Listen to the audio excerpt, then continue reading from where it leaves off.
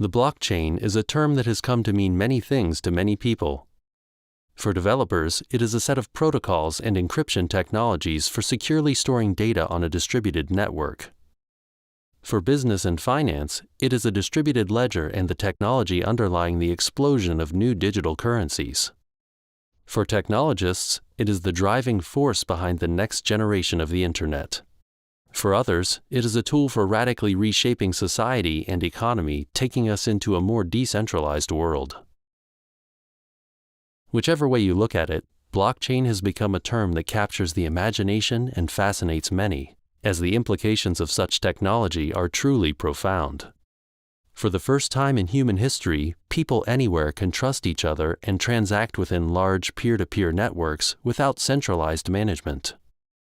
Trust is established not by centralized institutions, but by protocols, cryptography, and computer code. This greatly strengthens our capacity for collaboration and cooperation between organizations and individuals within peer networks, enabling us to potentially form global networks of collaboration without centralized formal institutions. Unprecedented, but hugely relevant in an age of globalization and a new set of 21st century challenges that require mass collaboration. The blockchain is a complex technological, economic, and social phenomenon. It calls into question what might have seemed to be established parameters of the modern world like currency, economics, trust, value, and exchange. To make sense of this, one needs to understand it in a holistic context all the way from its technicalities to its aspirational potential. This course is designed to do exactly that, by giving a 360-degree overview to the different dimensions of the technology, its potential application within various industries, and its far-reaching implications for society and economy. In the first section of the course, we give an overview to the blockchain both on a technical and non-technical level. We also discuss the importance of the blockchain within the context of the emerging next-generation Internet. In the second section, we talk about the blockchain as a so-called trust machine and how it enables transparency and collaboration. We will look at distributed ledger technology, talking about smart contracts, Ethereum, and decentralized applications. In the third section, we introduce you to the workings of token economies, illustrating how the blockchain and distributed ledgers can work to build vibrant ecosystems through the use of tokens to incentivize behavior. In the last section of the course, we will be looking at specific applications of the blockchain to economy, society, technology, and environment, looking at both existing practical applications and potential future applications. The blockchain is a so-called emerging technology that is currently experiencing very rapid evolution. Within the space of just 2 or 3 years, it has already gone through changes in its technical implementation and our understanding of what it is and can be. As such, our aim is to future-proof this course by not dwelling excessively on existing technical implementations, but presenting a more conceptual understanding of the blockchain within the broader process of change of the emerging next-generation Internet. The blockchain is much more than a technology. It is also a culture and community that is passionate about creating a more equitable world through decentralization.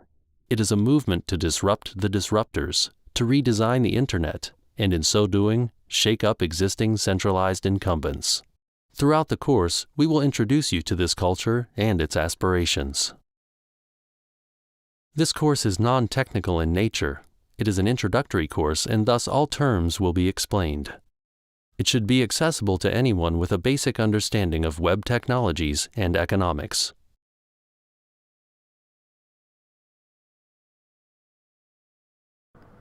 In this video, we're going to give a high-level overview looking at the primary dimensions of this technology that we call the blockchain. We'll first talk about the underlying technology, then the distributed ledgers that this technology supports, then the token economies that can be built on top of that ledger system. We'll only touch upon these topics here to get an overview before going into them in more detail in future videos.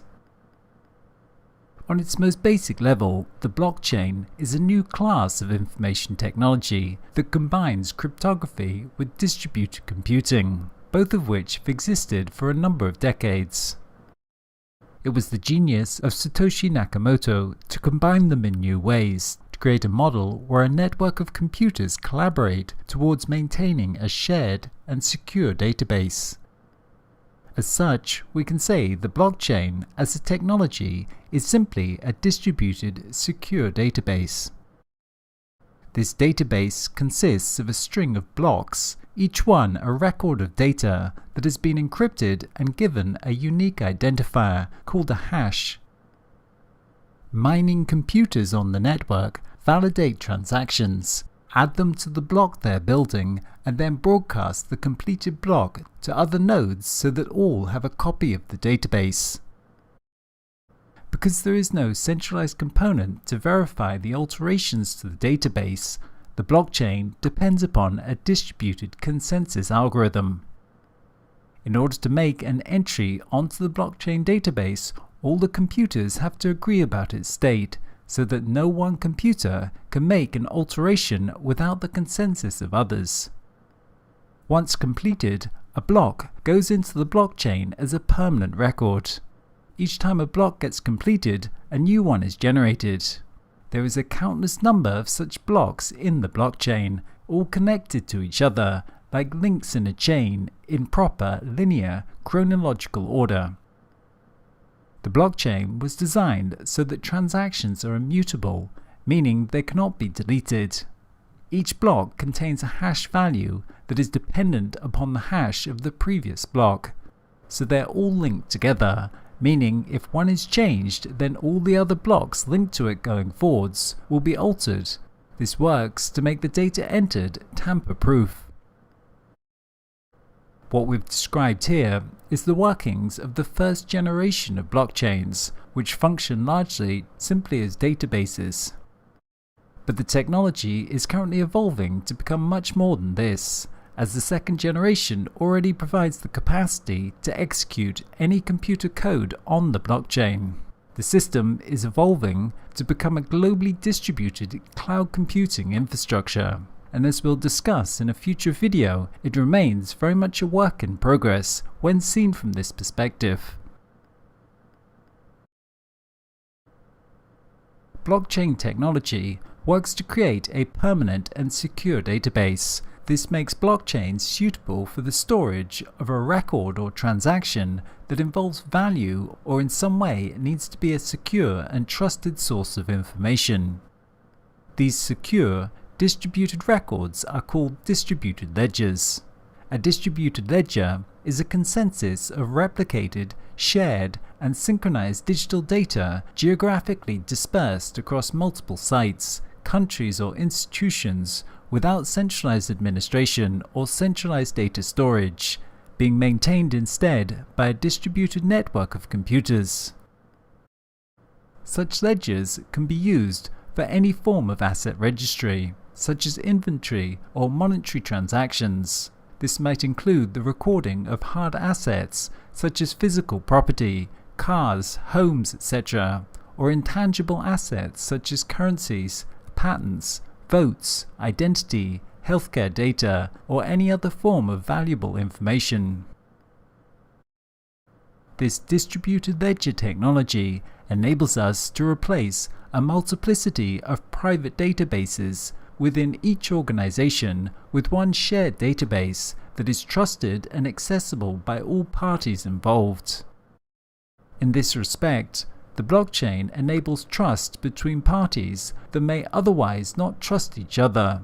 The results greatly strengthen our capacity for collaboration between organizations or between individuals peer-to-peer, without dependency on third-party centralized institutions. Likewise, they result in transparency and many other efficiencies.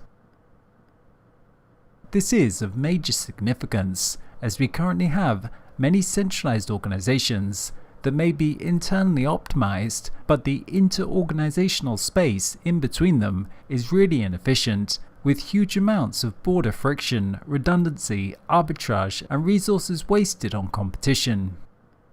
By enabling trusted inter-organizational networks, these ledgers enable the formation of organization and collaboration where previously there was none, such as across whole supply chains, or for different healthcare providers to collaborate around the patient's needs, or for different transport providers to collaborate in delivering an integrated logistics network. Likewise, second-generation blockchains offer the possibility to automate the workings of these networks through what we call smart contracts. Smart contracts are computer code that is stored inside a blockchain, which encode contractual agreements. These smart contracts are self-executing contracts, with the terms of the agreement or operation directly written into lines of code, which are stored and executed on the blockchain. Like normal computer programs, these containers hold algorithms that take an input of data and, depending on the value of the input, trigger certain events. For example, this might be a financial contract that takes as the input the amount of money in a person's account. If it is above a certain level, then it increases the interest rate that they earn on their deposit. Such smart contracts can be used for automating many basic operations on the network, once again working to remove the need for intermediary third-party institutions, as smart contracts can be trusted, are tamper-proof and execute automatically. Much of the current discussion surrounding blockchain remains at the level of the technology and the possibilities of distributed ledgers, as a shared, trusted database enabling the collaboration between organizations, with the resulting disintermediation of centralized institutions and market exchanges. However, its implications go far beyond this, as the blockchain concept is more than just a database or ledger. It is a new organizing paradigm for the discovery, validation, and transfer of all discrete units of value and the development of distributed organizations via token market systems. A token is a quantified unit of value that is recorded on the blockchain. This value may be of any kind. It may be likes on social media, it might be a currency, it might be the integrity of an ecosystem, or it might be an electrical unit. Token networks consist of a network of independent nodes that act autonomously, but through incentive structures and the signaling system of the market, self-organize to create emergent coordination and thus a distributed management system. For example, we might create a clean air token, where anyone who provides a service that contributes to the maintenance and provision of clean air can earn tokens, for example by planting a tree, while those who pollute, by say operating a combustion engine, have to pay in air tokens. Thus, instead of having a centralized authority and a Clean Air Act, we have a token market that works to create signals that align people's incentives with maintaining and growing the underlying resource. Likewise, this same model could be applied to the management of technology infrastructure. As an example, we could think of traffic control. We currently have traffic control systems in cities whose operations are monitored by centralized control centers. But in a world of autonomous vehicles and the blockchain, cars could signal to each other, peer-to-peer, bidding tokens to see which gets priority. In such a way, the system has dynamically allocated resources and self-organized via distributed token networks. In short, blockchain is not just an information technology, but also an institutional technology, in that it enables us to design incentive structures in the form of token economies, and in such a way convert centralized organizations into distributed markets via token economics. This is where things start to get quite complex, as we move into the realm of designing economies and incentive systems for coordinating human activity in a decentralized fashion, something that could potentially enable the coordination of human activity at a much larger scale than has been possible before. The great design innovation of the blockchain is really its capacity to coordinate a network of autonomous nodes towards maintaining a shared infrastructure, and this is done not just through innovations in information technology, but also through the design of incentive systems, which has traditionally been the domain of economics. Through adding a layer of trust and value exchange to the internet, the blockchain merges our newly developed information networks with the institutional structures that sit on top of them. In so doing, it greatly strengthens the capacity of those networks as a new mode for organizing society and economy. By merging economics and technology, it enables us to redesign institutional structures and ultimately reconceptualize how we organize virtually every aspect of society, economy, and even technology infrastructure, based on networks of autonomous nodes that are incentivized to collaborate. Of course, it does not do this alone. Such claims can only be realized in combination with other technologies and broader processes of change. As such, the blockchain has to be understood in the context of a broader set of technological transformations taking place with the current evolution of the internet. Most notably, much of what the blockchain promises will only be possible given parallel developments in the Internet of Things, datafication and advanced analytics, all of which are combining to form the next generation of internet, of which the blockchain will be a critical infrastructure. In this video, we're going to talk about the basics of the blockchain as a technology. On its most basic level, the blockchain can be understood as a new kind of database, at least this was its original design. What's different about this database is that it's distributed. Digital databases have been around for a while now, but until recently they've been designed to centralize information on one computer or within one organization. The blockchain, though, uses a distributed network of computers to maintain a shared database. The blockchain is then a set of protocols and encryption methods that enable a network of computers to work together in securely recording data within a shared open database. This database consists of a series of encrypted blocks that contain the data. The blockchain is a continuously growing list of these blocks of data, which are linked and secured using cryptography. This makes it a trusted database, with this trust being maintained by open, secure computer code and encryption instead of any single institution. The database stores information in blocks that are linked together through hash values, with entries to this database being made by computers that all have a copy of the database and all must come to consensus about its state before they can update it. So these are three central concepts to understanding the system's workings: that of blocks and hashing, mining and proof of work, and distributed consensus. We'll go over each of these separately. In terms of its structure, a blockchain may be considered as a series of blocks of data that are securely chained together. New blocks are formed as participants create new data or wish to update existing data. These blocks are encrypted and given a hash value that represents a unique identifier of the data within that block. This hashing works by a standard algorithm being run over the block's data to compress it into a code, which is called the hash, which is unique to that document. No matter how large the file or what information is contained, it is compressed into a 64-character secure hash. This hash value can be recalculated from the underlying file, confirming that the original contents have not changed, but the reverse is not possible.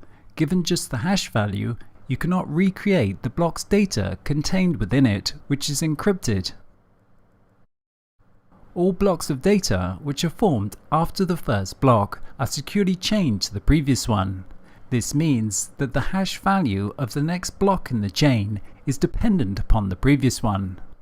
Thus, once recorded, the data in any given block cannot be altered afterwards without the alteration of all subsequent blocks. As well as this hash pointer linking to the previous block, each block typically contains as well a timestamp so that we know what happened and when it happened. This hashing and linking of blocks makes them inherently resistant to the modification of their data, making them immutable records. You can only write data to the database, and once it's there, it's very hard to change, almost impossible. Thus, data stored on the blockchain is generally considered incorruptible. Blockchain security methods include the use of what we call public key cryptography. A public key, which is a long, random-looking string of numbers, is an address on the blockchain. Value tokens sent across the network are recorded as belonging to that address. A private key is like a password that gives its owner access to their digital assets or the means to otherwise interact with the corresponding data. A public key is associated with the private key so that anyone can make an encrypted transaction to the public key address, but that encrypted message can only be deciphered with the private key that corresponds to that public key. In such a way, effective security only requires keeping the private key private. The public key can be openly distributed without compromising security. For example, on the Bitcoin blockchain, to receive funds from another person, you use a piece of software called a wallet, which creates a public key that you give to someone else for them to send Bitcoins to that address. With your corresponding private key, you can then access that address with those Bitcoins on it. The blockchain is a distributed system. This means there is no centralized organization to maintain and verify the entries on the database. This database is instead maintained by a large number of computers that are incentivized to provide computing resources by earning some form of tokens in exchange. But these computer nodes in the network themselves cannot be trusted individually. Thus, it is required that the system provide a mechanism for creating consensus between scattered or distributed parties that do not need to trust each other, but just need to trust the mechanism by which their consensus has been arrived at. Any computer that is connected to the blockchain network and using a client can perform the task of validating and relaying transactions. Each of these so-called miner computers gets a copy of the blockchain, which gets downloaded automatically upon joining the network. When new entries into the database are made, these changes are automatically broadcast across the network. Mining nodes validate transactions, add them to the block they're building, and then broadcast the state of the complete block to other nodes on the network. In order to randomize the processing of blocks across the nodes, and to avoid certain service abuses, blockchains use various time-stamping schemas, such as proof of work. Proof of work describes a system that requires a certain amount of resources or effort to complete an activity. Typically, this resource is computing time. As in the case of the Bitcoin blockchain, this is realized on some form of challenge, such that no one actor on the network is able to solve this challenge consistently more than everyone else on the network. Miners compete to add the next block in the chain by racing to solve a very difficult cryptographic puzzle. The first to solve the puzzle wins the lottery. As a reward for his or her efforts, the miner receives a small amount of newly minted bitcoins and a small transaction fee. A consensus algorithm, like Bitcoin's proof of work, functions to ensure that the next block in the blockchain is the one and only version of the truth, and it keeps powerful adversaries from derailing the system. Blockchains are trying to create a secure, trusted, shared database, and they do this through encryption and hashing, proof of work, and network consensus. The hashing and linking of blocks makes it difficult to go back and change a previous block once it's entered, but this alone would not be suffice to ensure that the data is truly tamper-proof. So then the proof of work system intentionally makes it computationally more difficult to alter the database, thus making it extremely difficult to alter all the blocks. On top of this, it places a distributed consensus mechanism, so that even if someone did manage to do this, their record would not match that of others, and thus would not be accepted as a valid record. So to successfully tamper with the blockchain, you would need to alter all the blocks on the chain, redo the proof of work for each block, and take control of more than 50% of the peer-to-peer network. Only then would your altered block become accepted by everyone else. On a blockchain of almost any size, this would be almost impossible to do. Indeed, the Bitcoin blockchain is very good proof of this, given that it now secures hundreds of billions of dollars using this method, without the network having yet been compromised. At the end of the day, what this technology enables is a database that is secure with automatic trust that is enabled by open source code and encryption. The data is tamper-proof. Once information is put into the database, it cannot be altered afterwards. It is a shared database, as many people across the network have a copy which is continuously being updated so that all have a single source of truth. Likewise, it is transparent, meaning that everyone can see all of the transactions and alterations made to the database if needed. Data quality and the resilience of the network is maintained by massive database replication across many different nodes on the network. No centralized official copy exists, and no user is trusted more than any other.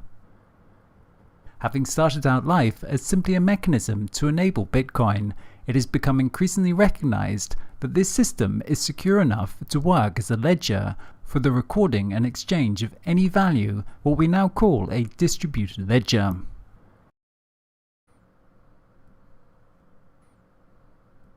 Over the past years, blockchain has been evolving fast, from the original Bitcoin protocol to the second generation Ethereum platform, to today, to where we're in the process of building the third generation of blockchains.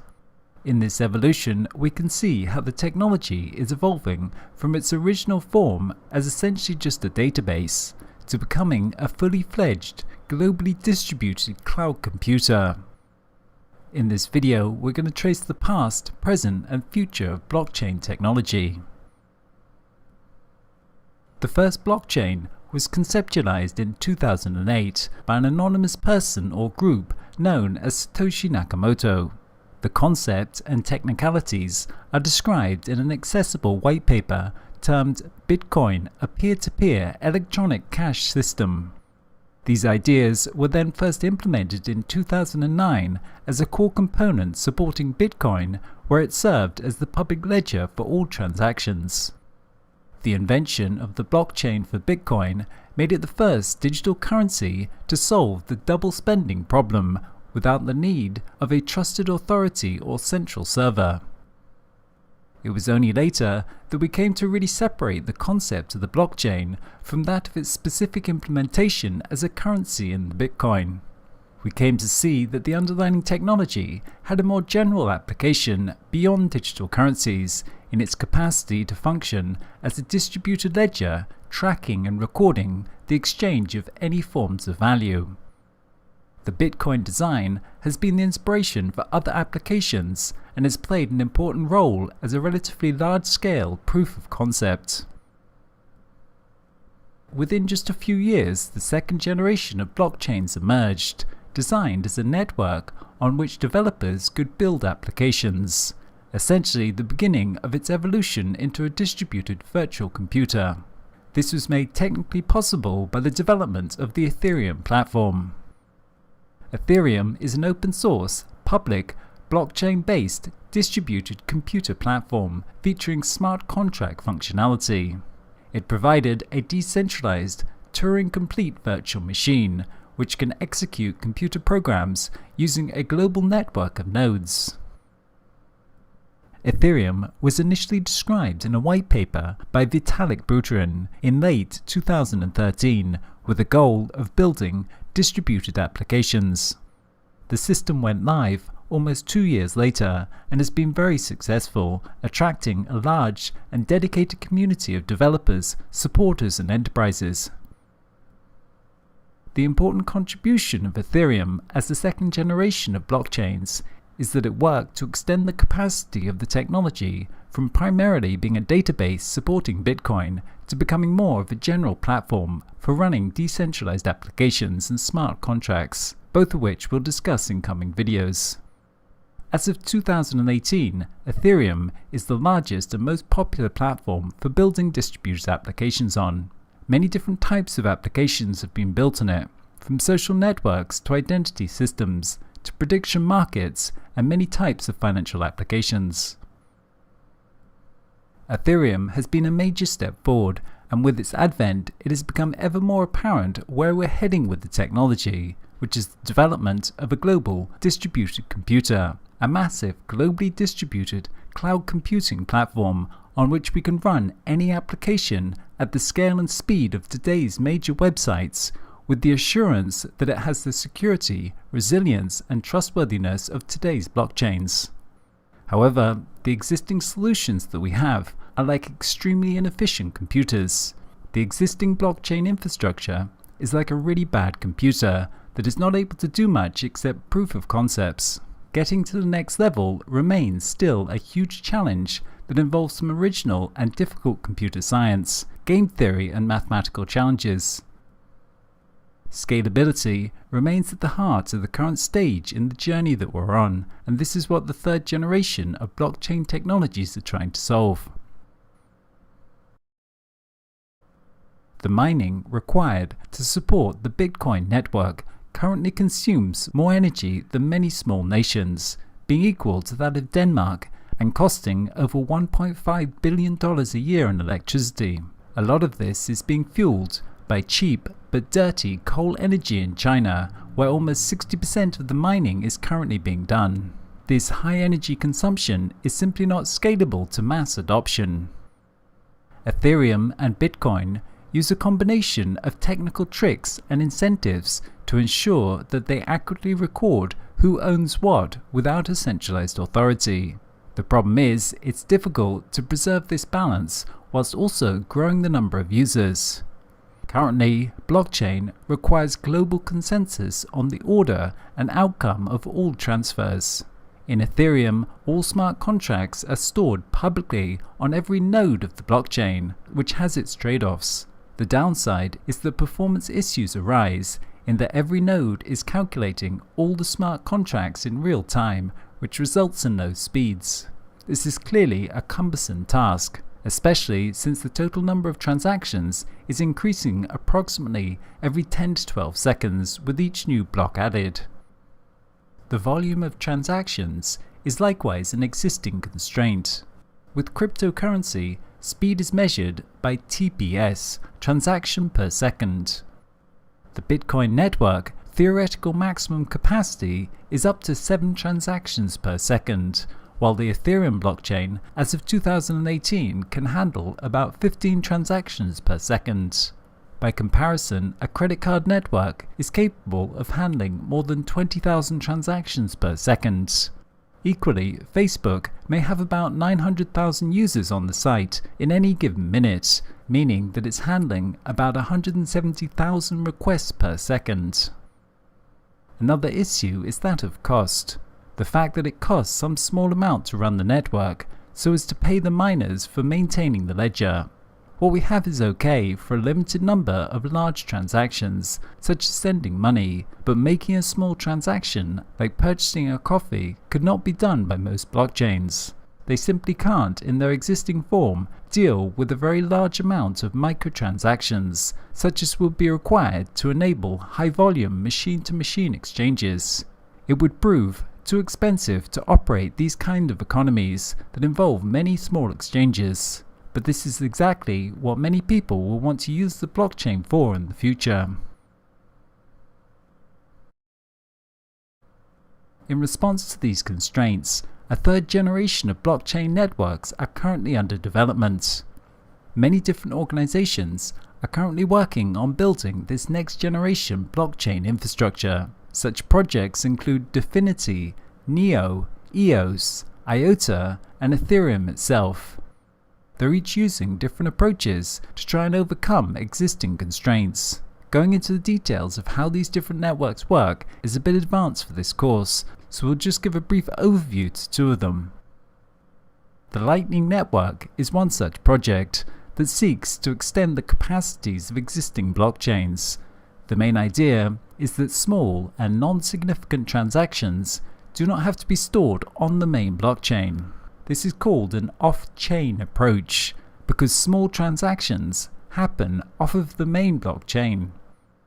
It works by creating small communities wherein transactions can take place without each of those transactions being registered on the main blockchain. A payment channel is opened between a group of people with the funds being frozen on the main blockchain. Those members can then transact between each other using their private key to validate the transactions. This is a bit like having a tab or an IOU with the shop, where you just mark down what you've exchanged so that you don't have to update the main record in the bank each time you make a purchase. The record stays local between the members involved, before at some time settling the finances and updating the main bank record. This only requires 2 transactions on the main blockchain, one to open the transaction channel and one to close it. All other transactions happen just within the network, without it being registered on the main blockchain. This both reduces the workload on the main blockchain and makes it possible to run many very small transactions within the sub-network. As of the start of 2018, there is a proof of concept running live on the Bitcoin testnet, but the system will not be fully operational until later in the year, as is the case with most of these projects. IOTA is another example, whereas existing blockchains are sequential chains where blocks are added in a regular, linear, chronological order. The data structure of the IOTA system is able to achieve high transactional throughput by having parallel operations. The data structure is more like a network rather than a linear chain, wherein processing and validation can take place alongside each other. The other big difference is that there are no specialized miners in this network. Every node that uses the network functions as a miner. In the IOTA network, every node making a transaction also actively participates in forming the consensus. That is to say, everyone does the mining. This means that there is no centralization of mining within the network, which is what creates bottlenecks and demands lots of energy. Likewise, with this network, there are no transaction fees for validation, and with IOTA, because it is more user-generated, the more people that use the network, the faster it becomes, which is the opposite of existing systems, and obviously makes it very scalable. There are lots of other possible approaches to overcoming existing constraints, but suffice to say, the blockchain should be understood as an emerging technology, whose existing implementation is like a large-scale proof of concept, running on a very inefficient system, but through lots of experimentation and iteration will hopefully in the coming years evolve into this global distributed computer. As Melanie Swan writes in her book, first there was the mainframe PC, personal computer paradigms, and then the internet revolutionized everything. Mobile and social networking were the most recent paradigm. The current emerging paradigm for this decade could be the connected world of computing relying on blockchain cryptography. To understand this better, in the next section, we're going to talk about the blockchain in the context of the broader technological changes that are currently underway as we build the next generation of the internet, what we call the decentralized web or Web 3.0. How we understand the blockchain and where we are with it today is extremely transitory. In this respect, what we're talking about in this course when we talk about the blockchain is really this emerging IT infrastructure of a distributed global cloud computer. The next generation of blockchains will take us a step further on that journey. What we call the blockchain today is really just a very limited and often very inefficient version of this. We still have many very difficult problems to solve before we'll get there. Possibly that end state will look something like the blockchain of today, but possibly it will look very different.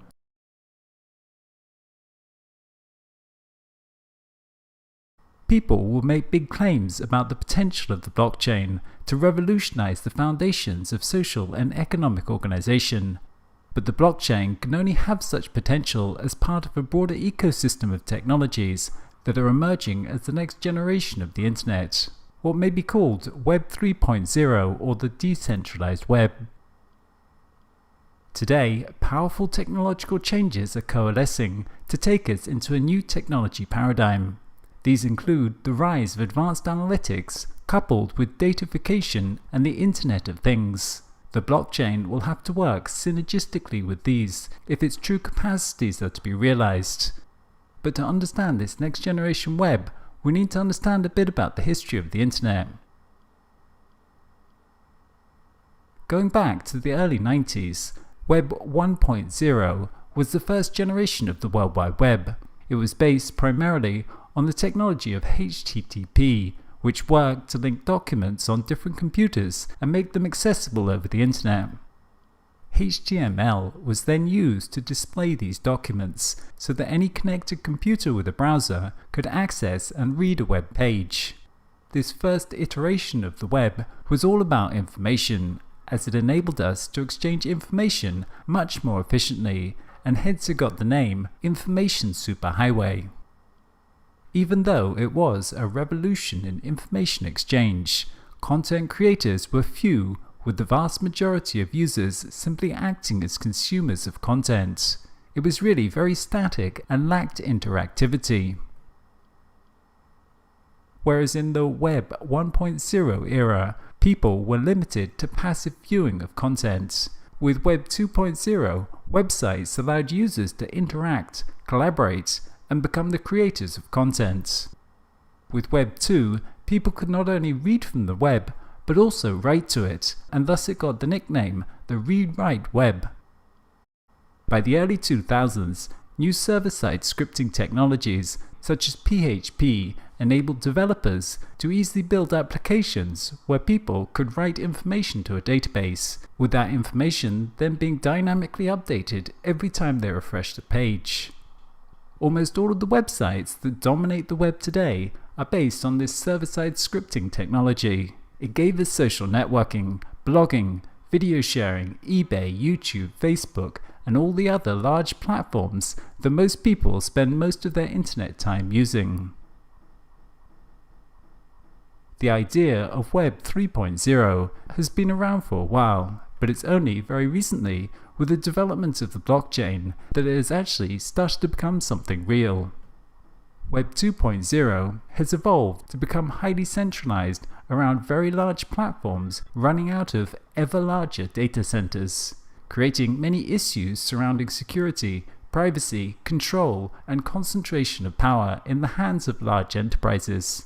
It's only today that these issues are starting to enter into mainstream discourse. Web 3 is set to disrupt this whole technology paradigm, as the critical change that is coming about is that we're decentralizing the web. The blockchain provides the protocols and cryptography for a globally distributed network of computers to collaborate on maintaining a public, secure database. And with a virtual machine like Ethereum, we can run code on this, creating a new set of distributed applications. These new technologies of the blockchain, IPFS, and the distributed web enable us to reconfigure the internet into a distributed global computer, so that we're no longer dependent upon the web platforms and data centers of Web 2.0 to run the internet, but now can build and run applications on this shared global computing infrastructure. As Mike Leopold of the Institute for the Future noted, it starts with the realization that the internet that we know today is only one possible interpretation of the original vision of an open, peer-to-peer network, independent of any centralized technology, commercial entity, or sovereign government. Think of it as a first curve internet, one that is increasingly vulnerable to abuse and even collapse. To date, we've largely taken the infrastructure of the internet for granted. All of the innovation and action has been focused on the application layer that sits on top of it, on web applications like social networking or e-commerce.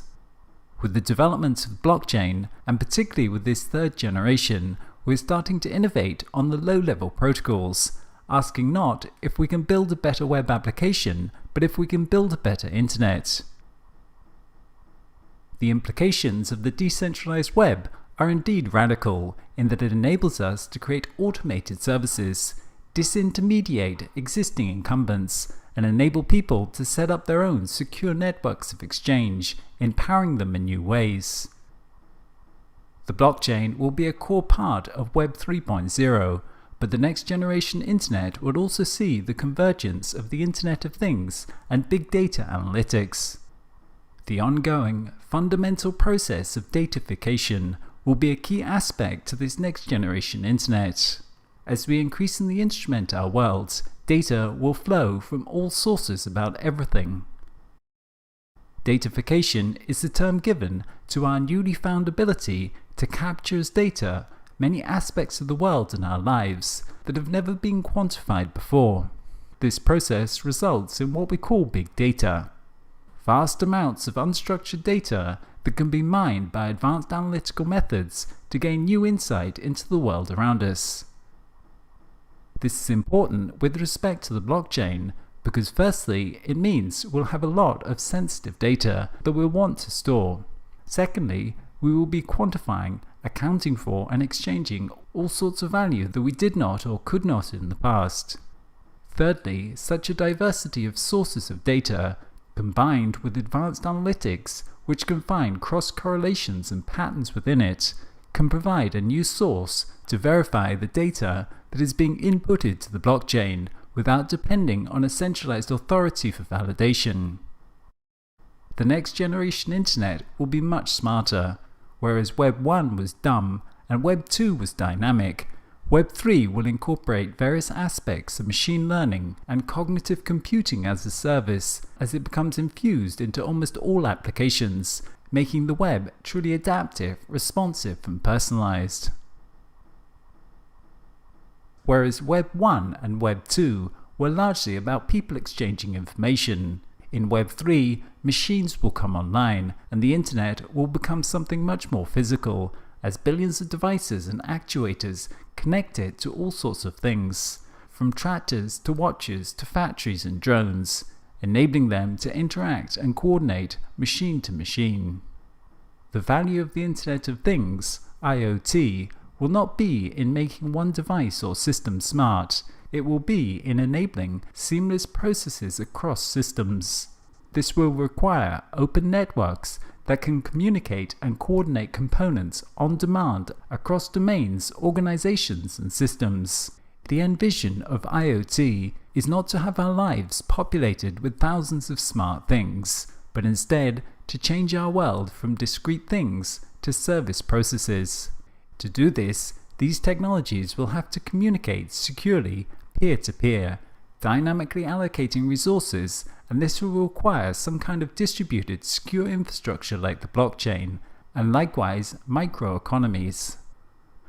This ties in with the broader process of change which comes about as we move into a services economy called servicization, which is the shift from products and the ownership of things to the access of services on demand. For example, instead of owning a car, you simply have access to a car-sharing service. This economy of temporary usage via services requires the formation of frictionless markets and automated exchanges that the blockchain is well suited to support, as we'll discuss in a future video. These components of the next generation internet, the blockchain, the Internet of Things and advanced analytics, are each of them very powerful technologies that will have a profound effect on society. They will take us much further into this new world of the information age, as power shifts in a radical way from people in hierarchical institutions to automated networks and the algorithms that coordinate them. In the coming decades, more and more of our systems of organization will move to the internet, and it will become vastly more complex than today. In Web 1 and Web 2, we developed the internet from small to large through a client-server architecture that worked to centralize the web around large data centers. But the internet, after datafication and all these IoT devices have come online, will not be large. It will be more like infinite. You can get from small to large by centralizing, but you get from large to infinity through distributing. And that's what the blockchain can do for this next generation internet. Technologies are just tools that enable us to do things. The interesting part of the blockchain is really what it enables in terms of new forms of distributed organization. As one commentator noted, the blockchain is an institutional technology, not an information technology. There's an enormous difference between the two. Institutional revolutions are things that don't happen very often. Blockchain technology enables new forms of networked, distributed organizations, something that runs very much contrary to our existing organizational paradigm, and that's what makes it somewhat difficult for us to understand. The organizational model of the industrial age that we inherit today was one of centralization in order to achieve economies of scale through mass production, thus reducing unit cost and providing for a mass society. The technologies of the industrial age selectively favored centralization of production within closed, hierarchical organizations. Manufacturing is in centralized factories. Transport systems are centralized around transport hubs. Education within schools and universities. Entertainment centralized within mass media organizations. And governance centralized within state-run organizations, and so on. The information revolution is in the process of taking us into a new world of distributed networks as the organizational paradigm of the information age. The combination of telecommunications networks and computerized coordination enables us to replace centralized management within closed hierarchies with open networks. As the underlying technology matures, we're able to convert more and more systems that were previously closed and centralized and have them managed through automated networks, and the blockchain is just one more stage in this process. We saw this with the rise of the online platforms like eBay, Uber, or Alibaba, social networks, blogging, etc., that built massive networks of users exchanging goods and services. But these platforms were still dependent upon the centralized organization to manage the shared database, for the computing infrastructure, for the algorithms, for financial transactions, and to enable trust and authentication in the network. The decentralized web takes these platforms a step further by offering a shared, open and secure database that can be trusted by all parties, and a set of protocols for the secure exchange of value between organizations and individuals peer-to-peer. The web platforms are open networks. This means they do not just optimize within a given organization, but can enable coordination across whole industries. Indeed, this is why and how they're quickly supplanting the closed organizations. What centralized organizations enabled was trust, cooperation and coordination within organizations. But what the blockchain enables is trust, coordination and cooperation between organizations and between individuals.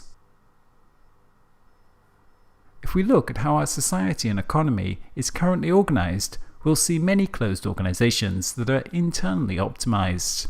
But when we look at the interorganizational space, it's extremely inefficient along many dimensions. If we look at the way businesses coordinate along a supply chain, or the way nation-states interoperate in the global political system, we will see there is huge redundancy and friction caused by discontinuities. A classical example of this is the border system between nation-states and the bureaucratic procedures for obtaining a visa for moving from one nation to another, which creates a massive amount of friction at the interorganizational space. And it's because those organizations don't have an effective interorganizational infrastructure for collaboration and coordination. This greatly reduces the overall effectiveness of these systems and the delivered outcome for the end user.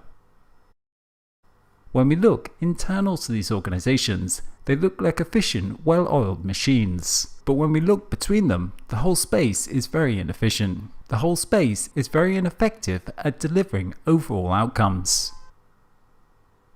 And this is part of the significance of the blockchain, because it provides a shared, trusted database between organizations.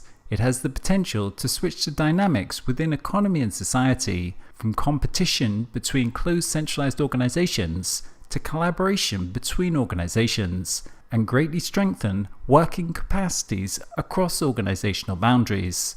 The results of this would be much more efficient overall societal and economic outcomes. Indeed, we can note that achieving coordination across organizations could result in quantum leaps in delivering outcomes and our capacity to tackle major global challenges of today, such as environmental degradation, where weak existing inter-organizational institutional infrastructure has gained little traction. In this respect, the blockchain has the potential to give us not just incremental improvements, but an order of magnitude greater capacities within society through collaboration within whole ecosystems. It is precisely this coordination across organizations, industries, nations and people that is required to provide the resources needed to tackle some of today's most complex challenges, and it's precisely this that is significantly absent within existing institutional structures.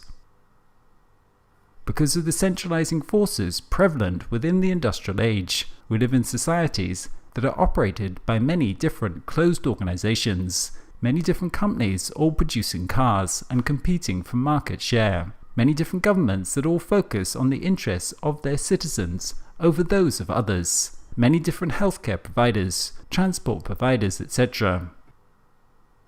The result of this is, though, a huge amount of inefficiency and redundancy when taken as a whole, many different companies all recreating the wheel within their own organizations and expending huge amounts of time and energy on trying to get ahead of their peers. We assume that this is the normal state of operations, that it's just human nature in some way. But in fact, it's really just a function of the institutional structures we have built over the past centuries. As game theory will tell us, people respond to the incentives and the socio-economic forces acting on them. In the absence of cooperative structures, competition is often the optimal strategy for individuals and organizations. But once there is the institutional structures to enable trust and coordination between members, cooperation can become a much more viable strategy for the agents involved. Because the blockchain enables this shared and trusted database that doesn't belong to any single organization, it makes it greatly more possible and viable for organizations to collaborate on a single solution or single source and achieve much better results for each organization and the economy as a whole. As an example of this cooperation across different closed organizations, we could think about the design and construction of a building.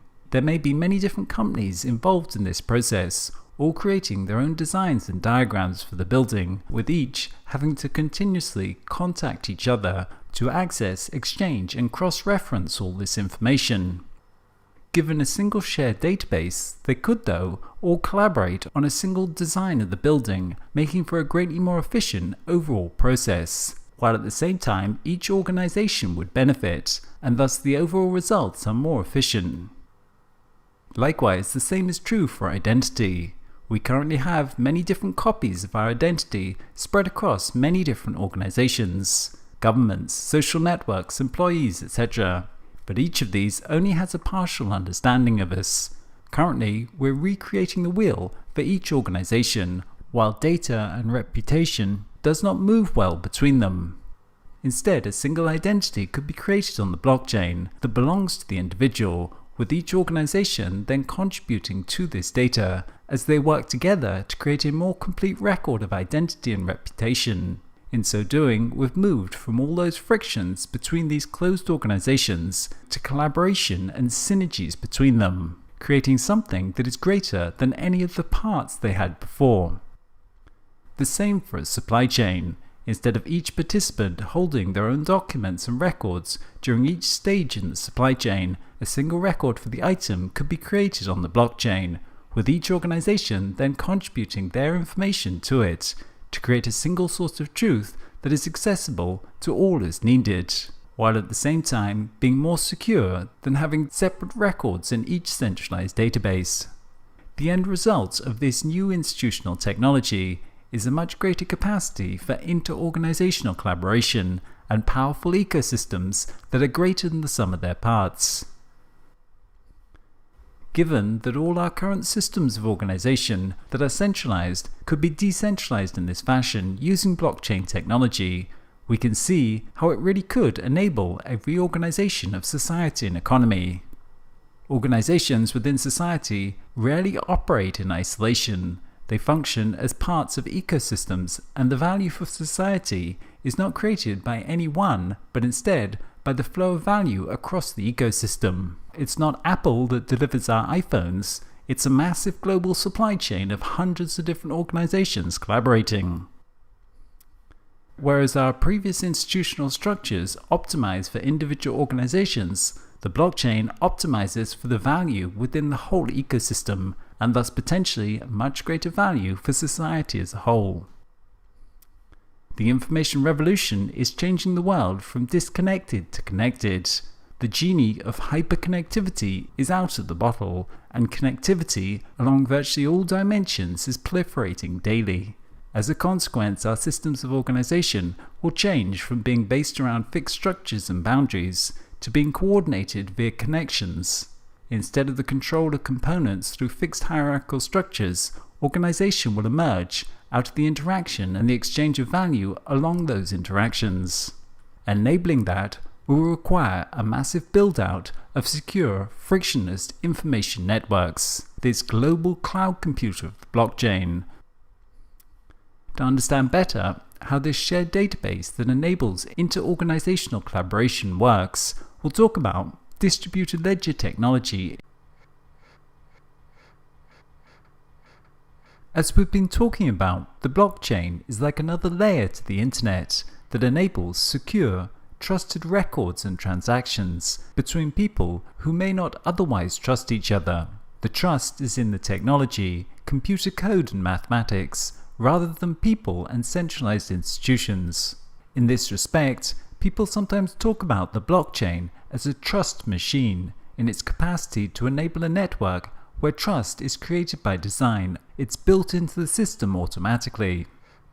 Because the blockchain creates a trusted database, it can function as a record of value storage and exchange. These records of value and transactions may be called ledgers.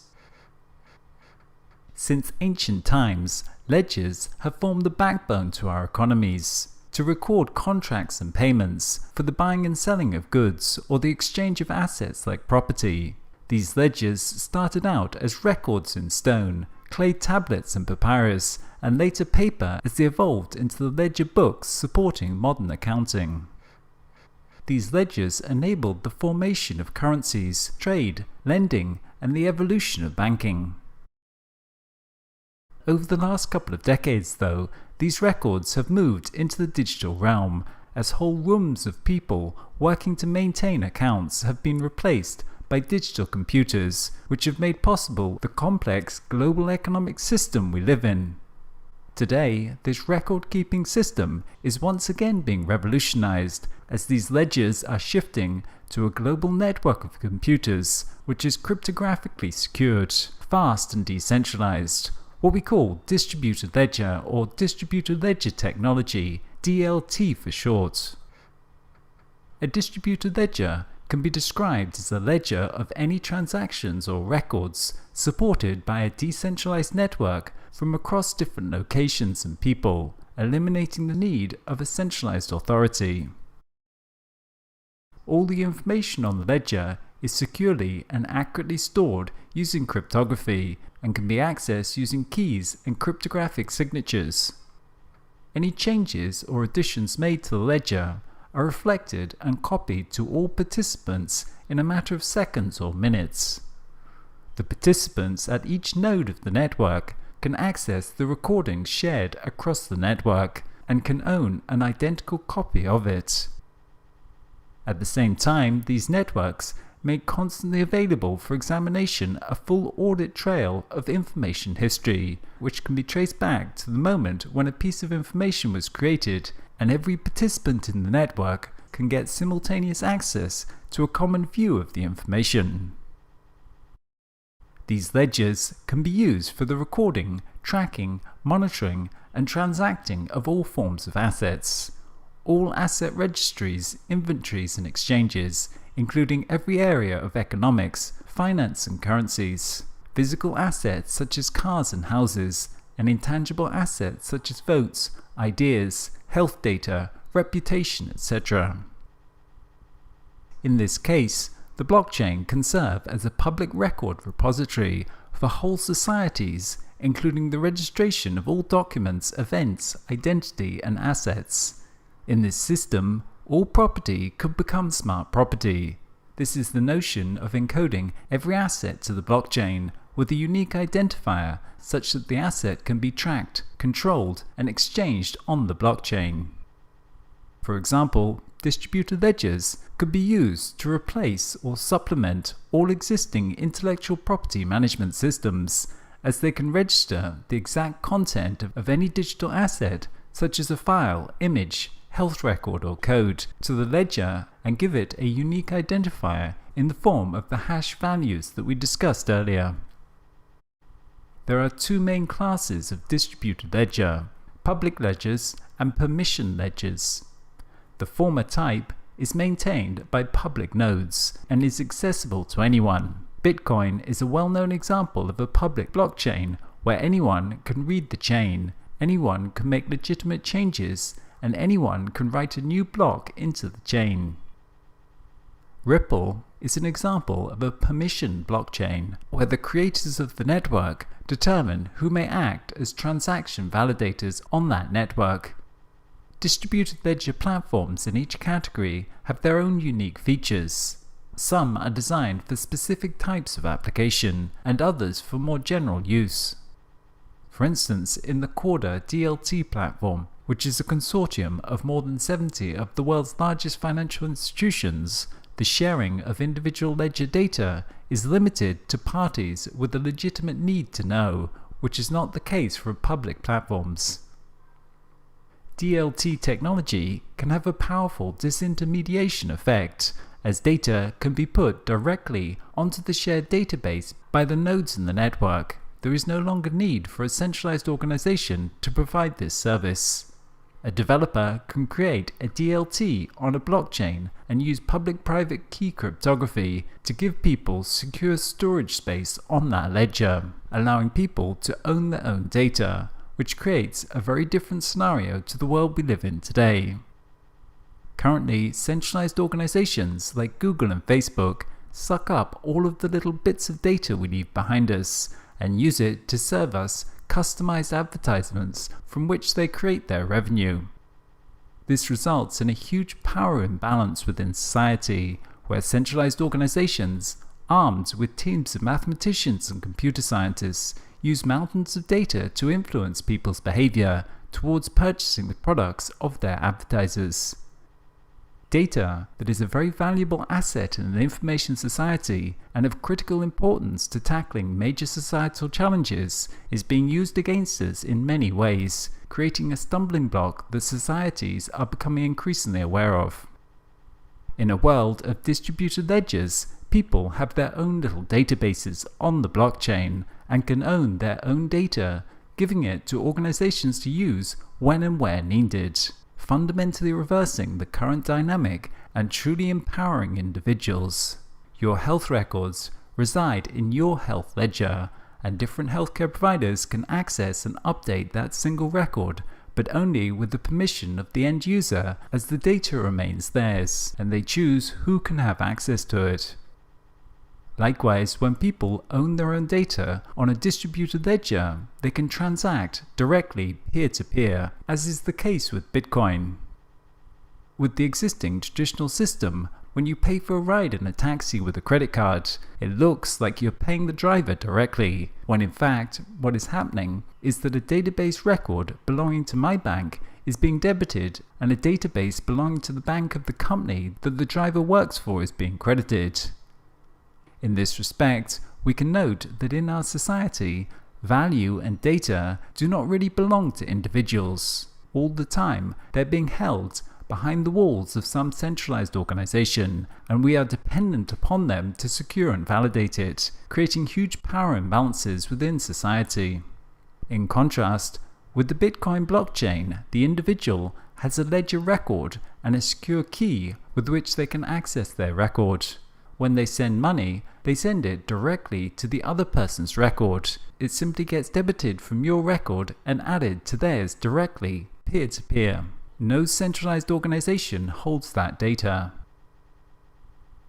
Distributed ledger technology can greatly improve transparency, reduce corruption, and improve security while reducing overhead costs of auditing, accounting, and legal issues. Currently, records of value are hidden within the databases of centralized organizations, where they are largely inaccessible for their many possible uses within other systems. They are open to manipulation by members within those organizations, which breeds corruption. And because of that, there has to be all sorts of regulation and legal requirements that create many overhead costs. Added to this, they are centralized points of failure for critical data sources, as large concentrations of valued data prove very attractive for malicious actors. Likewise, it is inefficient to be constantly updating and synchronizing data across many centralized databases. By putting the information on a shared ledger, it can be easily made accessible and visible on demand as needed. Because it is tamper-proof, we can remove many existing points of corruption and the associated need for regulation. Likewise, it is made secure by distributed networks without a single point of failure and continuously synchronized across all nodes to create a single source of truth for all users.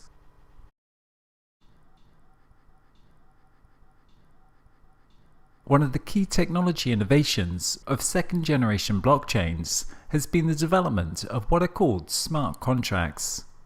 Smart contracts are computer code that are stored inside of a blockchain, which encode contractual agreements.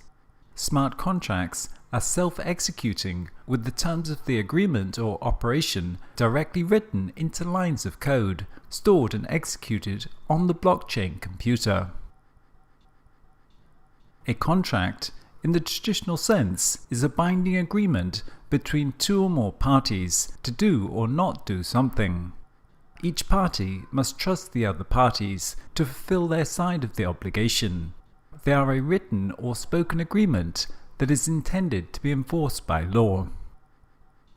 A multiplicity of different contractual agreements form the institutional foundations to our modern society and economy, which have evolved since ancient times. If we think about something as seemingly simple as a cafe serving a cup of coffee, we will see that this process is really enabled by a massive amount of contractual agreements between different parties that enable them to cooperate in delivering that outcome. Contracts between employees and employer of the coffee shop, contracts that provide workers with health coverage, contracts that ensure the coffee shop, contracts between suppliers along the supply chain, contracts between property owner and tenant, etc. Our economies are powered by a massively complex set of contractual agreements that are currently created and enforced by centralized organizations like insurance companies and banks, which themselves are supported by the ultimate centralized authority in the system, the nation-state's institutions. Our societies and economies are almost completely dependent upon third-party organizations to maintain and enforce those contractual agreements. Smart contracts feature these same kind of agreements to act or not act, but they remove the need for the trusted third party between members involved in the contract. This is because a smart contract is both defined by the computer code and executed or enforced by the code itself, automatically without discretion. As such, blockchains and smart contract technology can remove the reliance on centralized systems and enable people to create their own contractual agreements that can be automatically enforced and executed by the computer code. These smart contracts are decentralized in that they do not subsist on a single centralized server, but are distributed and self-executing across a network of nodes. This means that untrusted parties can transact with each other in a much more fluid fashion without depending upon third parties to initiate and maintain the rules of the transaction. Likewise, smart contracts enable autonomy between members, meaning that after it is launched and running, a contract and its initiating agents need not be in further contact. One illustration of this concept is a vending machine. Unlike a person, a vending machine operates algorithmically. You provide the source input of money and product selection, which the machine takes as input and simply executes on a rule automatically to produce the pre-specified output.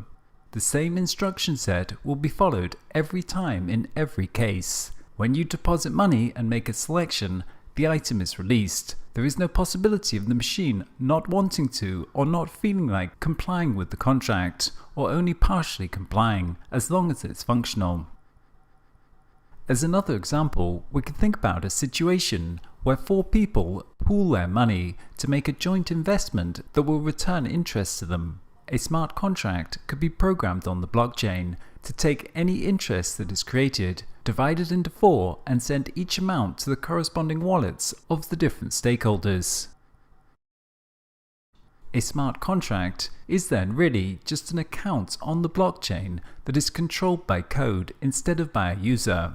Because it's on the blockchain, it is immutable. That means the code cannot be changed, and thus all participants in this investment can be assured that they will get their fair share automatically. The code dictates how the process will take place, and no individual has the power to change it. No individual, no organization, no government can censor, alter, or manipulate the contract. In this respect, it's often said that code is law, in the sense that the code will execute no matter what. Of course, computer code has been for a while now acting as the law. For example, as services have gone online, we're increasingly faced with web forms that strictly control what inputs are allowed. If you want to buy an item on iTunes USA, then you'll have to have a credit card with a US address. The system will auto-enforce this by not letting you complete the purchase with an incorrect address.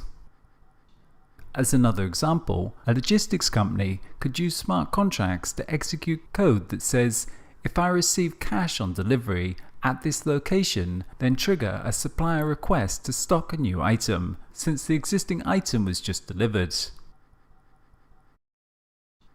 A combination of smart contracts with blockchain encoded property gives us the idea of smart property. Smart property is simply property whose ownership is controlled via blockchain encoded contractual agreements. For example, a pre-established smart contract could automatically transfer the ownership of a vehicle title from the holding company to the individual owner when all the loan installments have been cleared. The key idea of smart property is controlling ownership and access to an asset by having it registered as a digital asset on the ledger and connecting that to a smart contract. In some cases, physical world hard assets could quite literally be controlled via the blockchain. One example of such an IoT blockchain system is Slockit, a door lock that is connected to a smart contract on the blockchain, which controls when and who can open the lock. This enables anyone to rent, sell, or share their property without need of a middleman. With such innovations, parking spots can be subletted on demand. Airbnb accommodation could become fully automated. Or someone with 20 bikes in Bangladesh could rent them out. With smart contract locks, the bike could shut itself off if it is not being paid for, or if it's stolen, then there could be an automatic deposit system. Or likewise, if the person wanted, they could simply pay a certain price to purchase the bike at any time. Like all algorithms, smart contracts require input values and only act if certain predefined conditions are met. When a particular value is reached, the smart contract changes its state and executes the programmatically predefined algorithms, automatically triggering an event on the blockchain. Thus, the workings of the overall contract can only be as good as the inputted data. If false data is inputted to the system, then false results will be outputted. Blockchains cannot access data outside of their network and thus require some form of trusted data feed as input to the system, what may be called an oracle. An oracle is a data feed provided by an external service and designed for use in smart contracts on the blockchain. Oracles provide external data and trigger smart contract executions when predefined conditions are met. Such conditions could be any data like weather temperature, the quantity of items in stock, the completion of a successful payment, changes in the prices on the stock market, etc. An oracle, in the context of blockchains and smart contracts, is then an agent that finds and verifies real-world occurrences and provides this information to a blockchain to be used by smart contracts. Oracles are third-party services which are not part of the blockchain consensus mechanism, thus whether it be a news feed, website, or a sensor, the source of information needs to be trustworthy. As an example, we could think of an online betting platform based on the blockchain that uses smart contracts to automatically execute payouts to people who have placed bets on sports matches. The smart contract system would then have to be connected to a trusted oracle to provide it with the score of the matches. As of present, this oracle would likely have to be associated with some trusted third-party centralized organization like a sports channel or Bloomberg for stock prices. However, in the future, through datafication and IoT pervasive sensing, this might also be automated given the use of advanced analytics, using automated oracles that draw data from a myriad of sources and complex analytics to find cross-correlations that provide a statistical assurance that, for example, a given event occurred or did not occur. The advantages of smart contracts are numerous. Firstly, they are automatic, which could remove the time and costs associated with managing and enforcing them, making them more efficient as they can be cheaper and faster to run. Through this form of automation, a much greater amount of exchange could take place that otherwise would have never happened. In such a way, we can see how distributed ledgers and smart contracts are a key part in enabling a true services economy, where ownership is displaced by temporary usage through the on-demand provisioning of services. Secondly, they can reduce corruption, as code is both transparent in its workings and automatically executed. This leaves little room for individuals or organizations to alter it to their advantage. Thirdly, they can reduce dependency upon centralized organizations, as people may be able to set up their own contractual agreements peer-to-peer, thus limiting the arbitrary power of centralized organizations. Lastly, they can also deliver certainty, as smart contracts guarantee a very specific set of outcomes that are predetermined beforehand, enabling all parties to know exactly what will happen. But herein also lies some of their limitations. By automating the execution of a contract, they are dependent upon formal rules with well-specified inputs and leave little room for a multiplicity of eventualities where the rules may need to be slightly altered because of unforeseen circumstances.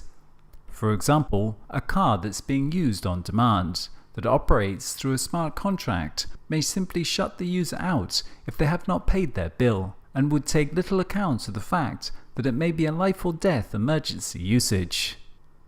In the real world, many unpredictable and unforeseen events do occur, and rules sometimes need to be flexible and adaptable to accommodate. And this is one advantage of having human oversight, as people are much more capable at judging such circumstances and responding appropriately to complex unforeseen eventualities. So the degree to which we can automate contracts is relative to the kind of environment that it's being operated in, and in more complex situations there will often need to be some form of governing body to intervene when needed, and this creates new complications surrounding governance that are still yet to be figured out.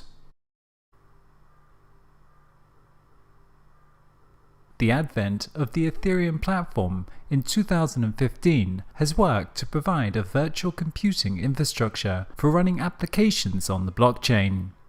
This new form of program is called a distributed application, or dApp for short. Ethereum was the first developer platform for building distributed applications. It was a foundational, general-purpose, blockchain-based platform that is a Turing-complete virtual machine, meaning that it can run any computer code.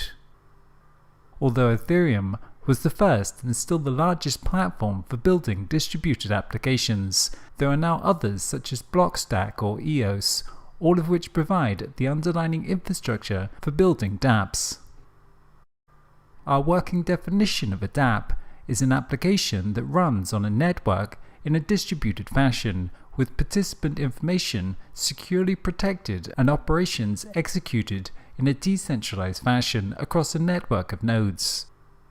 dApps use open source code, operate autonomously with data and records cryptographically stored on a blockchain.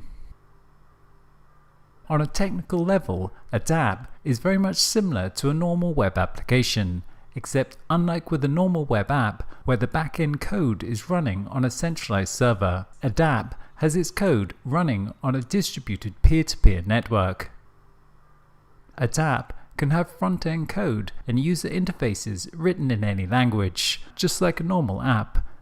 As such, dApps will often look and feel very much like regular apps, and people will soon be using them in the coming decade without even realizing it.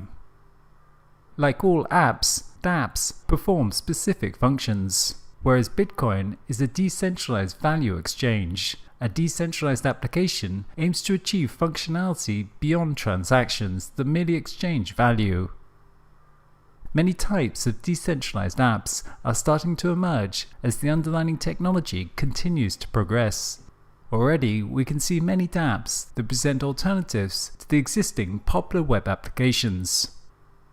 Probably the most successful dApp to date is Steemit. Steemit is a blogging and social networking website on top of the Steemit blockchain database. The general concept is very similar to other blogging websites or social news sites like Reddit, but the text content is saved in a blockchain. Using a blockchain enables rewarding comments and posts with secure tokens of value. In this way, users can earn currencies for their posts and comments. Likewise, for existing marketplace applications like eBay and Craigslist, we have the decentralized version, OpenBazaar. OpenBazaar is an open source project developing a protocol for e-commerce transactions in a fully decentralized marketplace. Because the application connects people directly via a peer-to-peer network, it costs nothing to download and use it. Unlike sites like eBay or Amazon, there are no fees to list items, and no fees when an item is sold. OpenBazaar is not a company like eBay, but an open source project. Each user contributes to the network equally and is in control of their own storage and private data.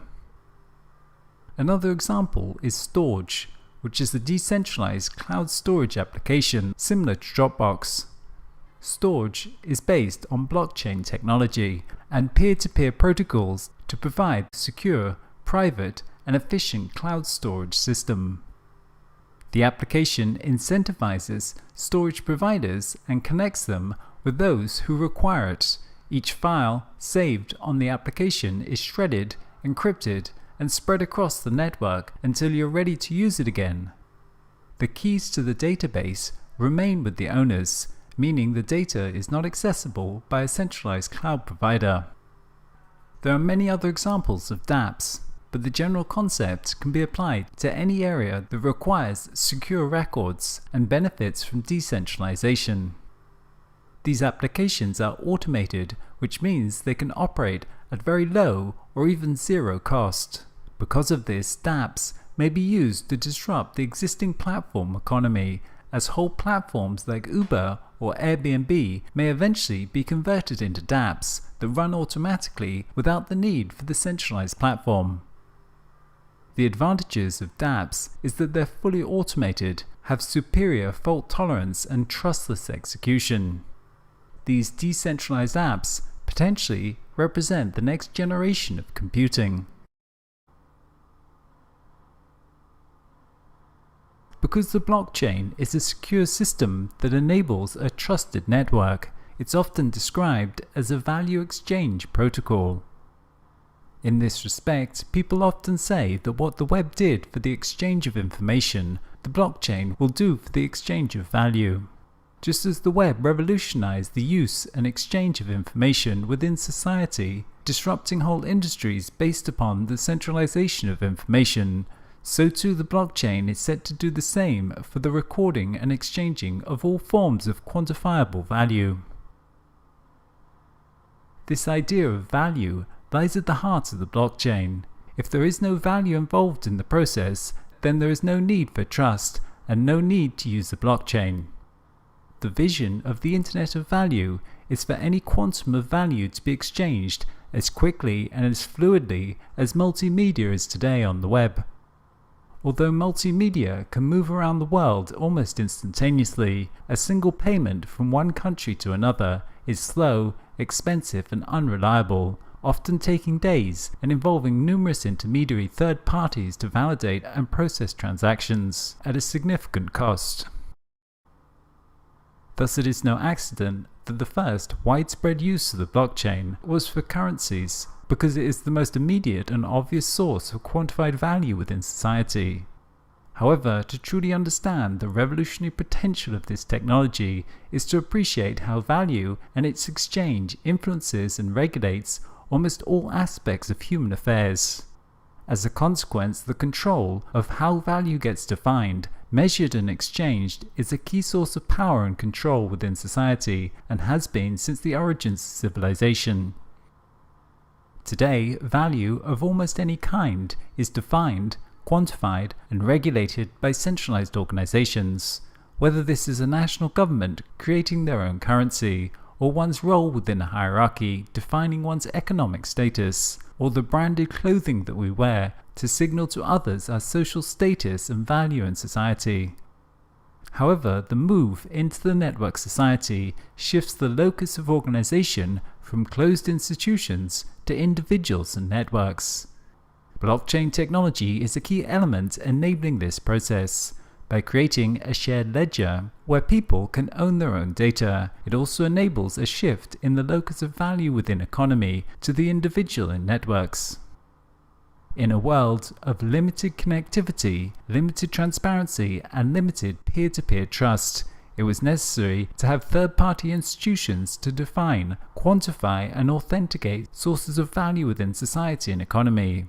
But in a world of pervasive peer-to-peer connectivity, transparency, and trusted, low-cost, automated networks, value can be defined through a negotiation between peers within distributed networks. The rise of digital currencies are but one such example of this. The surprising thing for a lot of people is that most major currencies like the dollar, yen and euro aren't backed by anything. They're just pieces of metal, paper and entries in a bank account that get their value from everyone simply believing that they have value and accepting them as a medium of exchange, and that's all that's really necessary. Currencies and money work a little bit like languages. They are subject to network effects to give them value. The more people who agree to and understand a language, the more valuable that specific language has as a form of communications. Dollars, renminbi, euros and bitcoins have no intrinsic value. They're all social protocols, and they merely represent a way of supporting the value flows between individuals. In the past, because of low levels of trusted peer connectivity, we required centralized institutions like governments and banks to get these value exchange networks started, to support them, regulate them, and maintain them, and this gave those organizations a lot of power. This is a critical aspect that the internet and the blockchain are changing. The blockchain enables us to create trusted and automated peer networks of exchange, which greatly strengthens the capacities of people to negotiate and define value via direct peer-to-peer exchanges. People can now set up their own currencies with the value of the currency depending simply on what others are willing to pay for it via an automated peer-to-peer network exchange. But the Internet of Value is more than just currencies, because value is of course a much broader concept than just pure economic utility. In talking about the Internet of Value, it's important to recognize that on a societal level, we're moving into a post-industrial services economy. The traditional conception of what society values is being revisited as a new set of societal and environmental factors re-enter the equation. People are less and less content with the traditional concept of GDP as the sole metric for how well they're doing, and more demanding actual quality of life, which of course engenders a broader spectrum of values beyond economic utility. Over the past decades, we've increasingly begun the process of tracking and accounting for different forms of value, whether this is green bonds, social impact bonds, company loyalty schemes, carbon accounting, or a multiplicity of other forms. Put simply, the erosion and loss of social and environmental capital that occurred during the industrial age is generating a recognition and growing awareness to their value. Metrics for how well a society is doing increasingly take account of many more environmental and social parameters in combination with GDP. Along with this recognition to the importance of different forms of value comes also the technical means to quantify and exchange them. Through the process of datafication, information technology lets us measure, track and exchange ever more types of value at ever smaller increments. Likes on Facebook, people's attention, carbon emissions, etc. With the rise of big data and IoT, we'll be quantifying and ascribing value to almost everything, and the blockchain will provide the networked infrastructure for tracking and exchanging all these micro and macro quanta of value. This shift from the narrow form of economic value that dominated in the industrial age to a broader spectrum of values that emerges within a post-industrial society is enabled by the distributed ledger system that supports what we call token economies, wherein we can define a token as a measure of any form of value and then build an economy around that. Token economies and the Internet of Value build upon the current expansion of digital markets brought about by the rise of the platform economy. Over the past decades, with Web 2.0, we've begun the process of expanding markets to more and more spheres of life that were previously organized via centralized coordination. After only 10 years or so of this process, the biggest accommodation service in the world is no longer a centralized organization like the Hilton, it's now an online market. The same is true for the taxi industry, the same is true for commerce. With 10 million merchants and 440 million active users, the Alibaba network is now reported as the largest retailer in the world, after just 19 years of existence. Markets are complex. They typically require the aggregation of large amounts of information and peer-to-peer interactions. Without the technology, it is much more viable to achieve coordination via a centralized hierarchical model. But as we come to quantify and account for more and more areas of life, blockchain-based networks will expand the capacities of plug-and-play markets to all spheres of activity: social, economic, technological, and environmental. The Internet of Value will function as the infrastructure to the emergence of the services economy, which is currently taking place within post-industrial economies. The move into a services economy results in the conversion of industrial age products into services, whereas the product-based economic paradigm was about the production and consumption of more products as measured by GDP. A services economy is about value delivered. A service is an exchange of value. You don't get the product, you just get its function and the value that it delivers.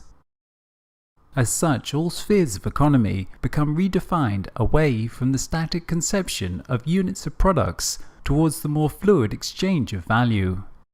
You don't buy a lift to put in your office building, you get it as a service, paying only for the functional value it delivers. In some offices now, they don't even buy the carpets on the floor. The function of the carpet is delivered as a service, and they pay only for the value that's exchanged. The blockchain is a key infrastructure enabling this services economy, as it requires a very fluid, dynamic, and automatic tracking and exchange of value. Smart property and smart contracts will form the technological infrastructure powering the services economy, as they operate within large peer networks, automatically allocating resources and processing the financial debits and credits of value exchanges behind the scenes. This huge shift in our economy lets us reconceptualize every industry to really question what is the actual value that it delivers, and then reconstruct it by building token markets around that value, where anyone can participate in the delivery of the service. With Web 2.0 and the platform economy, we extended the capacities of markets so that many more people could participate, as exemplified by Uber, enabling anyone to operate as a driver. However, these markets were centralized around the platform operators, and they were dependent on traditional currency systems and the financial system for processing transactions. In Web 3.0, blockchain applications will function as distributed, automatic, plug-and-play markets, where extremely small increments of value can be exchanged directly peer-to-peer with very high levels of fluidity. When this is coupled with IoT and data analytics, we'll be able to track the real value that things deliver, which will help us to make the much-needed move from our product-based economies to an outcomes economy that better reflects the underlying value being created and exchanged.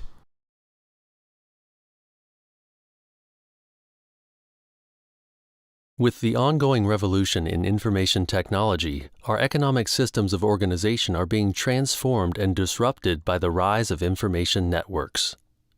It started with the advent of the personal computer, World Wide Web, and with the rise of online platforms, the disruptive power of information networks to reshape economic organization became ever more apparent. Today, this process of economic transformation continues with a new set of technologies, as we are currently in the process of remaking the technology stack of the Internet, building what is called Web 3.0, a primary component of which is the blockchain. The defining feature of this next stage of economic development is that it decentralizes our economy and shifts operations to global information-based networks like never before. This distributed Internet technology stack that is currently being built enables a network of computers to maintain a collective database of value ownership and exchanges via Internet protocols. This bookkeeping is neither closed nor the control of one party. Rather, it is public and available in one digital ledger, which is distributed across the network. The most mature example of this is what we call the blockchain. In the blockchain, all transactions are logged, including information on the date, time, participants, and amount of every single transaction. On the basis of sophisticated mathematical principles, the transactions are verified by the so-called miners who run the computing infrastructure required to maintain the ledgers. The technology of Web 3.0 enables a new form of decentralized economy, as it removes the dependency on a centralized authority for managing the network, instead replacing it with a distributed consensus model managed by many. This shared, securely encrypted database enables trustless, peer-to-peer interactions via new Internet protocols. People can begin to set up their own networks for coordination and direct exchanges of value peer-to-peer, and it enables the rules of these transactions to be automated in new ways. At the heart of this system is the distributed ledger, which records the exchanges of value. These distributed ledgers can account for and validate the exchange of any form of value. It may be a currency, it may be property, it may be a kilowatt-hour of energy, the usage of a parking spot, the number of followers a person has on social media. These distributed ledgers provide the infrastructure for building token economies. A token is simply a quantified unit of value. Tokens are both generic and fungible. It is generic in that it can be used to define any form of value, and it is fungible, meaning it is exchangeable between different specific forms of value. Traditional monetary currencies are not fully fungible, as there are many circumstances when one cannot exchange a monetary currency for other forms of value. For example, likes on social media may have a certain value, but typically cannot be directly exchanged for monetary currencies. A token differs from our traditional monetary currency in that it is more generic. Our existing currencies define a particular type of monetary value, what we call utility, which is based upon the economic logic of the industrial economy, while tokens, because they are more generic, can define a broader set of values, social capital, natural capital, or cultural capital. For example, natural capital is the integrity of an ecosystem that enables it to function and provide ecosystems services to people. In our traditional economic model, we only quantify and account for the services that the ecosystem delivers, such as food, water, materials, etc. However, we do not account for the integrity of the ecosystem that enables it to function. The generic nature of the token means it can be used to account for values such as this natural capital. The capacity to differentiate between different forms of value is made possible by the programmability of token units. Because tokens are digital, they are also programmable, which enables one to specify certain rules for that token and have those rules executed when it is exchanged, thus enabling certain constraints or possibilities in its usage. One can specify that a certain token is only spendable under certain terms, or specify how it can be converted. For example, one could program the token so that it cannot be exchanged for diamonds that are mined in a particular location of the world known for its use of slave labor.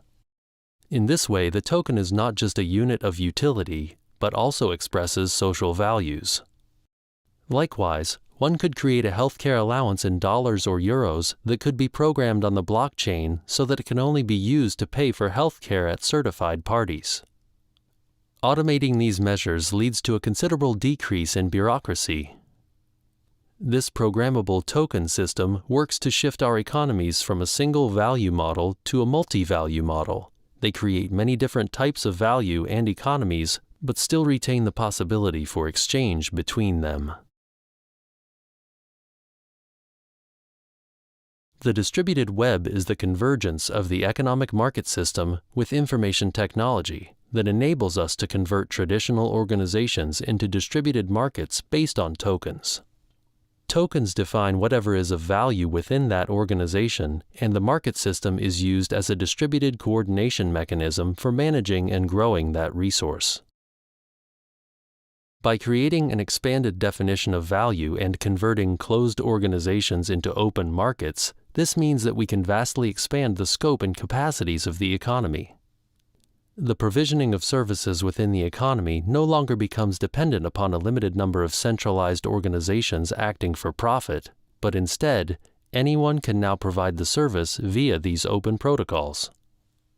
This means we can harness the resources of the many in a distributed fashion instead of being dependent upon a few. Likewise, the token economy can harness the motives of individuals not just for financial rewards, but for a multiplicity of values. To illustrate how this works, let's think about the service of cloud data storage. Currently, this is provided by a limited number of enterprises like Amazon and Microsoft. These centralized organizations have huge data centers, but still, those data centers are only a very small fraction of the storage capacity in the world. Most of the storage is in the personal computing devices of end users, and most of that is not being used. Filecoin is one organization that works to create a distributed token economy for this storage. Filecoin is a decentralized storage network that turns cloud storage into an algorithmic market.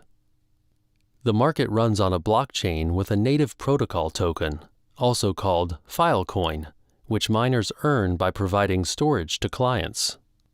Conversely, clients spend Filecoins hiring miners to store or distribute data.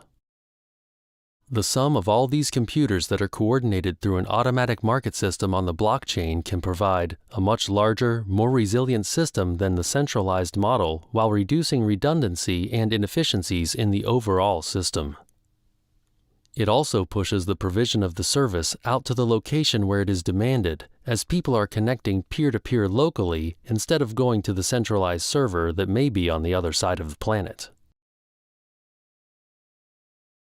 Tokens such as Filecoins can be exchanged for other currencies, or members can hold on to their tokens whose value may appreciate as the networks grow over time.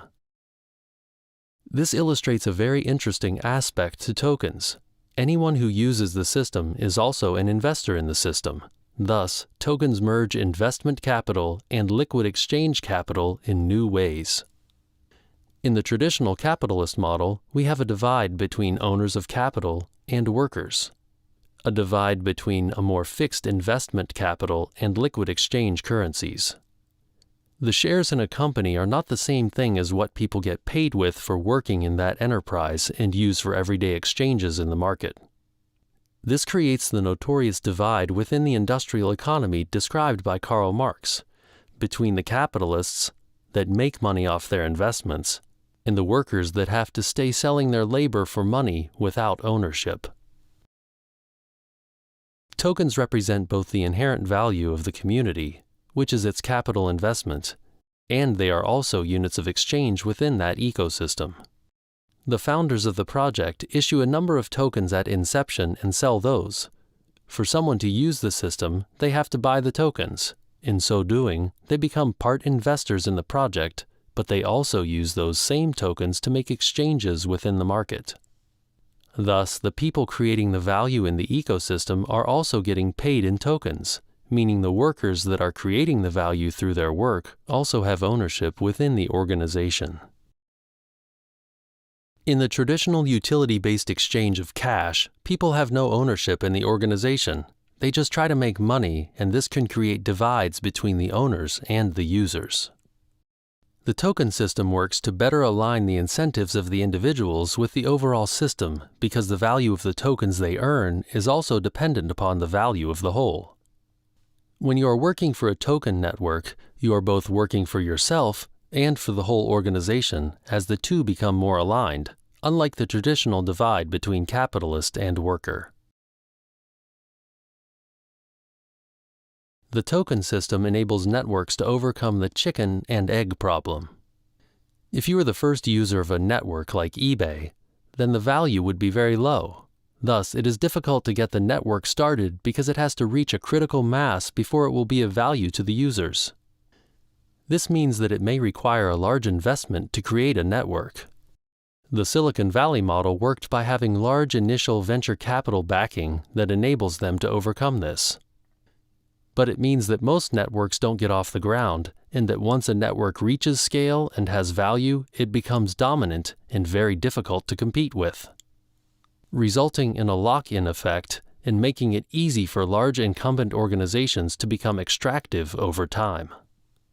It also means that those who founded the organization win big time.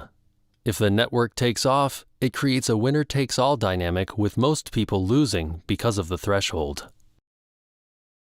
The token system extends the benefits of being an early adopter of a new network to all the users and thus helps to solve this issue.